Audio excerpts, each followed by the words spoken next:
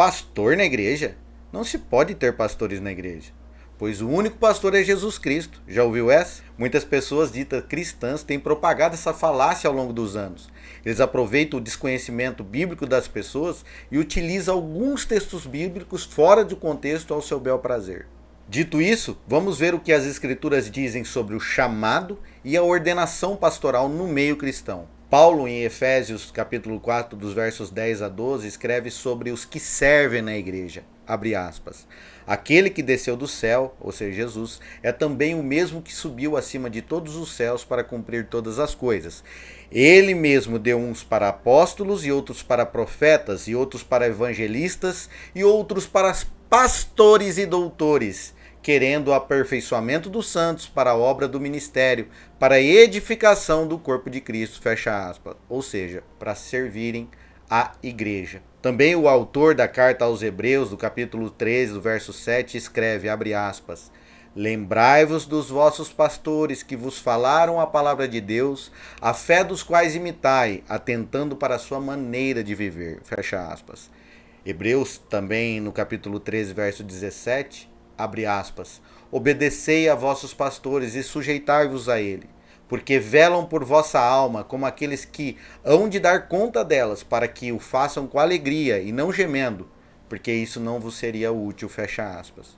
E uma passagem muito conhecida do Evangelho de 2 João, no capítulo 21, dos versos 15 a 17, Jesus ali pergunta por 3 vezes a Pedro, tu me amas, Pedro? Tu sabes que te amo, Senhor. E por 3 vezes o Senhor fala, então apacenta minhas ovelhas, Pedro.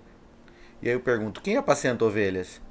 Na primeira carta de Pedro, no capítulo 5, verso 4, embora Pedro esteja falando o tempo todo que os ministros da igreja devem pastorear as ovelhas, ou seja, ser um pastor, as pessoas que são contra o ministério pastoral utilizam o verso, abre aspas, e quando aparecer o sumo pastor, alcançareis a incorruptível coroa de glória, fecha aspas. Para dizer aí, ó, tá vendo? Só um pastor que existe. Mas nem de longe é isso que o verso quer dizer.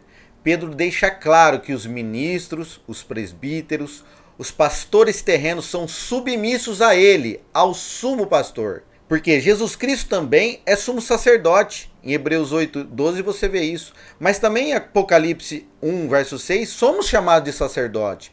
Percebe-se que uma coisa não exclui a outra. Ele é o sumo e nós somos as ferramentas que ele usa para o avanço do seu reino. Ou seja, nós estamos debaixo da sua autoridade. Se fosse assim, em Daniel 7, por diversas vezes, Deus é mencionado na profecia como o ancião. Ou seja, um ministério de ancião numa igreja não deveria também ser usado. Também, ele é chamado de pai. Pai nosso que está no céu, santificado seja o teu nome. Por isso eu não devo chamar o homem que é casado com a minha mãe, ou chamar ele só de Senhor Torres ou de meu genitor. Jesus Cristo é chamado de apóstolo, Hebreus 3:1. Então, seus discípulos não podem se intitular apóstolos, mas não é o que vimos nas Escrituras.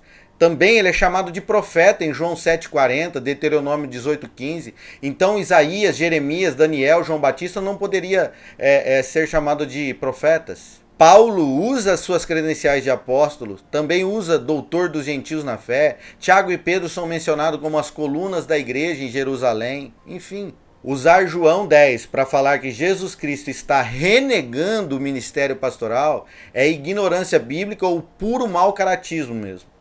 Porque Jesus Cristo está contando uma parábola sobre que os escolhidos de Deus, quando ouvem o evangelho, esses obedecem e que toda a igreja, de uma forma geral, pertence somente a ele.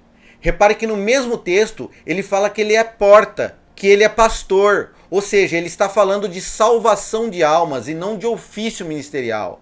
Ele é a única entrada para a vida eterna e também a única saída para a escravidão do pecado. Ao mesmo tempo que ele é a porta, o pastor, ele também é o cordeiro que tira o pecado do mundo. Você conseguiu entender mais uma vez que é perigosíssimo tirar textos fora de contexto para enganar as pessoas? Falar que o ofício pastoral na igreja não é bíblico é desconhecer totalmente os textos e as ordenanças bíblicas. Deus abençoe você.